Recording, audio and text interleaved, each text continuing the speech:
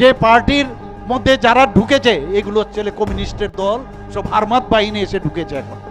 এখন এটা যদি বলি আবার কমিউনিস্ট থেকে কিন্তু আজকে আবার ফোনা ধরে তুলবে, বলবে উনি যে এটা বলেছেন যে ত্রিপুরার এই পার্টির সাথে আমাদের লোক ঢুকে গেছে, মুখ্যমন্ত্রী কি সেটা বলতে পারেন? একটা মুখ্যমন্ত্রী এরকম একটা জায়গায় দাঁড়িয়ে, মানে এমন অ্যালার্জি, এখন কোনো কথা বলাও মুশকিল। আগে বলতো এই মুখ্যমন্ত্রী তো নন পলিটিক্যাল, সবসময় বলতেন উনি তো ডাক্তার মানুষ, নন পলিটিক্যাল। এখন যখন পলিটিক্যাল কথা বলছি তারপরে বলছে এদের অসুবিধা হচ্ছে। ওনাদের এলওপি সাহেব উনি একদিন বলেছেন যে 2028-এর আগেই ভারতীয় জনতা পার্টি শেষ হয়ে যাবে। 2028-এর আগে বসে আছে, কি বা কেন শেষ হয়ে যাবে এই পার্টি? ওরা নিজেদের মধ্যে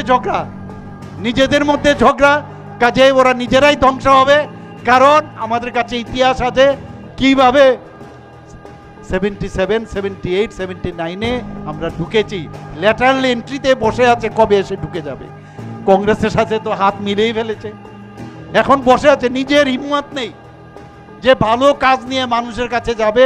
কবে আমরা নিজেরা ঝগড়া করে আমাদের পার্টি বা আমাদের সরকার চলে যাবে, তবে ওনারা এসে বসবেন। এই হচ্ছে পার্টির দুর্দশা বর্তমানে।